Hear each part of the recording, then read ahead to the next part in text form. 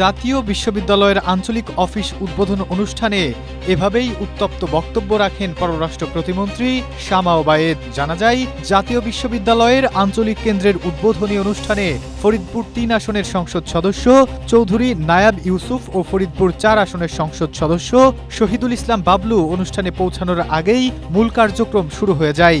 এই নিয়ে উপস্থিত নেতাকর্মী ও সমর্থকদের মধ্যে অসন্তোষ দেখা দেয় এবং এক পর্যায়ে হট্টগোল শুরু হয়। বেশ কিছুক্ষণ পর আবারও অনুষ্ঠান শুরু হলে বক্তব্য দিতে গিয়ে ক্ষোভ প্রকাশ করেন পররাষ্ট্র প্রতিমন্ত্রী। বৃহস্পতিবার ফরিদপুর শহরের পুরাতন বাসস্ট্যান্ড এলাকায় জাতীয় বিশ্ববিদ্যালয়ের আঞ্চলিক কেন্দ্রের উদ্বোধনী অনুষ্ঠানে এই ঘটনা ঘটে। এখানে আমি রাজনীতি করতে আসি নাই।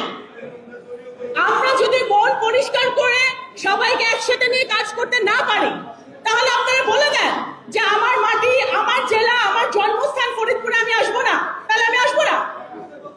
আর যদি আমি আসি আমি আমার নির্বাচনী এলাকায় অনেকে আপনাদের সদর থেকে ওখানে আমার নির্বাচনী এলাকায় ঢোকা হয়, কিন্তু আমি তো কখনো কিছু বলি না।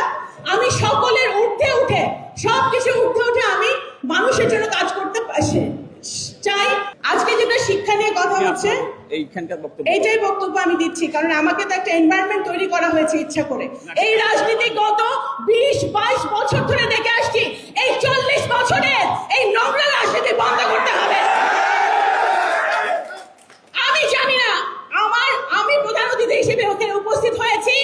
আমাকে যেই টাইম দেওয়া হচ্ছে সেই টাইমে আমি উপস্থিত হয়েছি। এখানে কারা আসবে না আসবে আমি সেই দায়িত্ব আমার না। পলিটিক্স করতে আমরা আসি নাই।